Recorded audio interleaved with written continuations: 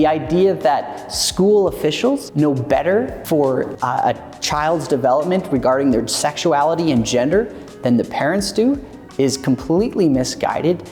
That is a view that actually causes harm to children. The issues that are being discussed in these cases will affect Canadians across the country.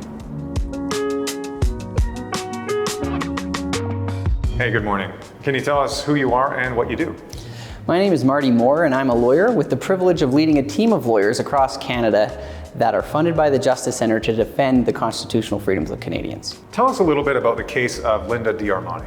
Linda is a grandmother, she's a mother, she's a former school board employee, and she has a unique concern for the well-being and safeguarding the best interests of children in public schools.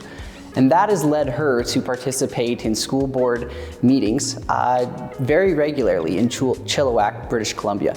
She raises concerns that she believes the public school board trustees, the elected trustees, should be aware of while they're making decisions that impact the students in the district. Sometimes she raises concerns that don't align with the dominant ideology of the other trustees, and she's run into a pattern of censorship there at the Chilliwack School District. One instance is on June 13th, 2023. She raised a concern that the individual bringing forward a motion to get funding, school board funds, to celebrate Pride was also the local representative and marketing agent for the Pride Society, and she raised the concern of a conflict of interest. Okay, my name is Linda D'Armani, and I'd like to speak to item 5.3 on the agenda. School Policy 131, conflict of interest, states a trustee must never use their position for personal benefit. Terry Westerby wants to bring forward a motion to put a new flagpole to fly the pride flag for the month of June. As a direct Excuse me, point of order has been called. What's your point of order? This speaker's question is discriminatory towards a member of our board. But before she could even explain that concern, she was silenced, her microphone was muted, the entire recording was muted, simply because the trustees, the chair of the meeting and the vice chair did not like what she was saying. And they silenced her, they did not let her finish her presentation. Unfortunately, this is a pattern of censorship, particularly at that school district. And so Ms. D'Armani has come forward, she has filed a case with our support, and we are advancing that case to protect not only her freedom of expression, but also the freedom of expression of other Canadians who are seeking to raise their concerns at public school board meetings. So Marty, what would you say to Canadians who disagree with Linda's position? From another angle, why might we be motivated to defend expression we dislike, expression that makes us feel uncomfortable? Yeah, well, to Canadians that disagree, that's exactly what we would expect in a pluralistic and a free society. Disagreement is essential, and if there is no disagreement, you know you're not in a free society. So, of course, that is, it's important to recognize that there will be disagreement between trustees on a public school board, between trustees and some members of the public, between members of the public. But what is important is that people have the ability to engage in the marketplace of ideas, because that, as we understand from the basic principles of freedom, is where the best ideas will come forward. And a system that is immune from discussing ideas that those in power dislike is a system that is not going to advance, is a system that is not going to be acting in the best interest of all people. And so whether we support or don't support any particular points that Ms. D'Armani or another trustee or member of the public would raise, what we all should support is the freedom of people to raise the concerns and have them evaluated and considered. And then, again, in a democratic process, these are elected trustees, they will vote, but they will vote in an informed fashion. Silencing members of the public from even raising concerns, which is what happened in this case, that's the wrong way to go. And when the shoe is on the other foot, it's always possible that someone could gain government power that doesn't agree with our views. And then we will have one of two responses. One, we'll be thankful that we supported the expression and the right of people to express themselves, even if we disagreed with with their expression. Or number two, we'll lament the fact that we did not stand for and advance the protection for freedom of expression in Canada, because it's important for all of us. When we defend freedom of expression for one, we're defending freedom of expression for all Canadians. So how unique is Linda's story? Is the problem of school board censorship a problem other Canadians are facing? Is this new, or has it always been this way? I wish it was unique, Luke. It's unfortunately not. And it's not isolated to the Chilliwack School District. There are many people that the Chilliwack School District has censored, even within the last year and even since we filed the case. But we hear stories of censorship at school board meetings all across the country. We've represented trustees and teachers and others, even parents, who've been silenced at school board meetings. This is unfortunately a phenomenon of people who have gained government power but have no tolerance to hear people opposed to their ideology, which they are trying to advance with their government power. And that's a real problem in Canada. Again, referencing the fact that we are a pluralistic and free society, we don't get to advance ideology through government power. You need to advance that through winning the debate and winning the hearts and minds of the public. But there is a censorious trend, I think, within the human heart. We only like to hear ideas that we agree with, but we need to train ourselves, and as Canadians, we need to embrace the diversity of viewpoints that even disagree with our own. And so, unfortunately, it's not just happening at school boards, it's happening at city council meetings, and we need to push back on it. It's been far too long left unopposed. So Marty, I see a lot of parallels between Linda's case and another case you're working on in New Brunswick. It's a case about parental rights and transparency in education, right?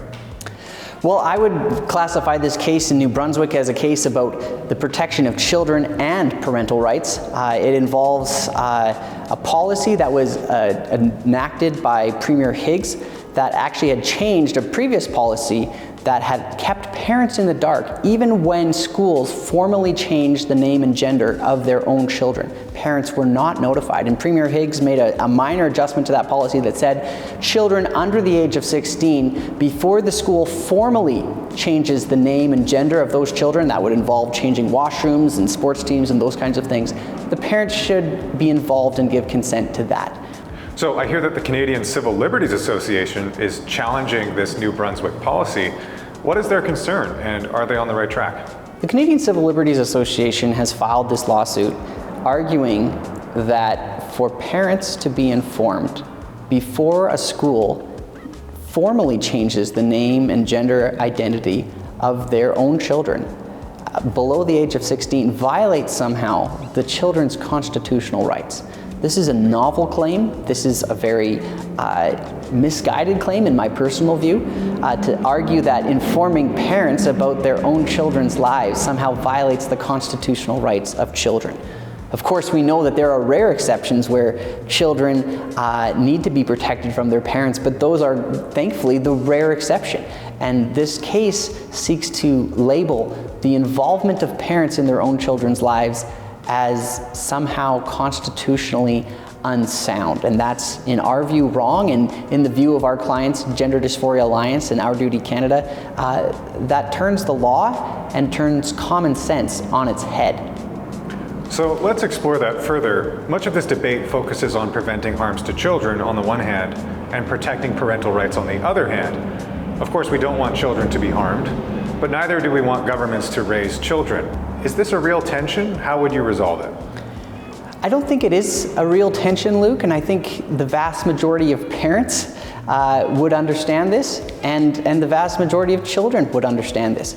And in fact, our legal system for decades, and really the entirety of Canada's history, has understood that the family is a foundational entity for a free society. You can look at that in the Canadian Bill of Rights, but you also know that there's this common law legal presumption that parents act in the best interests of children. And we know there's exceptions, rare exceptions to that rule, which are addressed by involving Child Protective Services and those kind of agencies.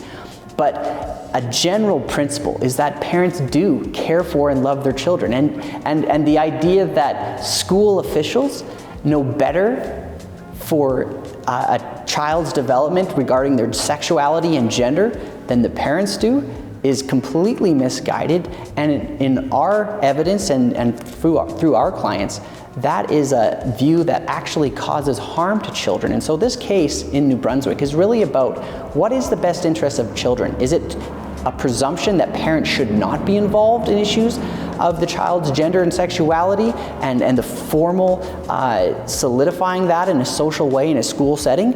Or should parents be presumed to be appropriately involved and informed to give consent to those kind of decisions, especially when they're below the age of 16? So what's next for parents in New Brunswick, and what's next for Linda D'Armani? The case in New Brunswick is proceeding. It's a slow legal case. There's a lot of evidence to be filed, expert affidavits, evidence from the parents, evidence from the government, which changed this policy under Premier Higgs, and how did they do that, why did they do that. Those documents are coming into the court. And so there's going to be a robust process of cross-examination, I anticipate, as well at some point to elucidate the constitutional issues further. And that fact-finding, that building the evidentiary record is necessary for the determination of constitutional issues, and those can't be properly determined in a factual vacuum. So it's going to be a longer process there in New Brunswick. I anticipate that process to continue throughout the rest of 2024, and we'll see if a hearing occurs later this year or maybe into 2025. For Ms. D'Armani in British Columbia, we are finalizing her written submissions to the court, and we'll be scheduling a hearing as soon as we can. Of course, given court availability, we'll be in court for Ms. D'Armani, ideally in 2024.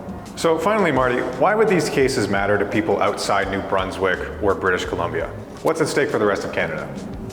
Well, from a legal perspective, of course, these cases have the potential to establish legal precedent concerning the freedom of expression of Canadians appearing before government bodies. That could apply across the country. And in the issue of parental notification and consent to the gender transition of their children in schools, that's actually a live issue across the country as well, where we see British Columbia, for example, no notification of parents. In Alberta, there's announced a law that parents will be required to be notified for the gender transition of children in schools. Saskatchewan also has already had a case on that we were also involved in. So this is really a Canadian-wide issue, an issue of Canadian concern. The issues that are being discussed in these cases will affect Canadians across the country.